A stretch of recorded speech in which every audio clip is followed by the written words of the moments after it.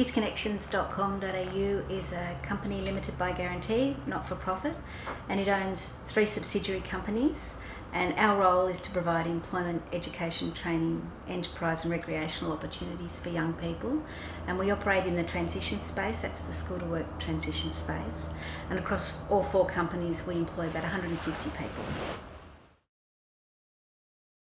Youth Connections went through quite a major growth phase in about 2007. We moved premises, and when we moved premises we really felt that we wanted to create an environment which was more sustainable. We wanted to have audits done on the new premises, energy audits done on the premises we were moving to. We wanted to be more conscious about the paper that we were using, about our recycling practices, and this permeated right through the organisation. Further to that, we were awarded a jobs fund to the tune of about $1.8 million, and that was to build a sustainable house and an education centre. So we were really well on the track in about 2009 to move towards environmental sustainability. Well, the reason that we've chosen to improve the sustainability of our organisation is really because our core belief it's the right thing to do in terms of the corporate space, as well as people as individuals have got this underlying feeling that it feels like the right thing to do. So we're capturing that spirit and trying to turn that spirit into practical outcomes. The most exciting initiative in recent times for me and the organisation, I believe, has been the Sustainable House Project. We built that from scratch, so we had to have a very real sense about what we would need to do to that space to make it sustainable and to make it a demonstration space for the whole community.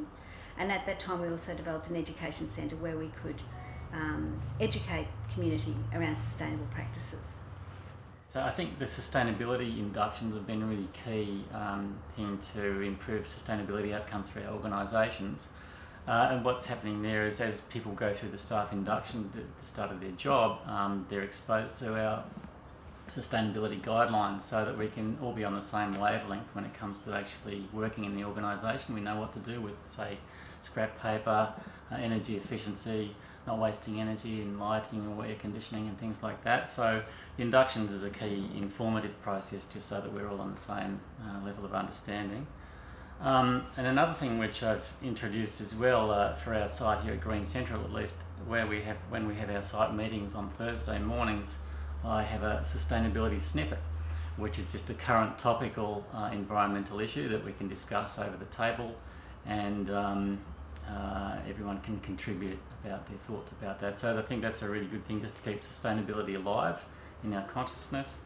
And the other thing I think is really important for us is the energy audit process that we've been going through, because unless we have energy audits we don't know where we're coming from or where we're going. It's good to have a benchmark, and so the auditing process both here and at the Tuggerah office have been very important. And Ian, I think the fact that we actually established an environmental coordinator, your role. Yeah. So we created your role. Yeah. It's not as though we had funding for that. We just knew that we needed to move the Sustainable House project along. We actually needed to have that role created. It's really important to document what's the current situation, so you've got a benchmark, so then you know where you're going, you can plan your strategy into the future. But we are documenting things like energy consumption. We're documenting things like waste management issues and how much the costs are changing as we're adjusting our recycling processes.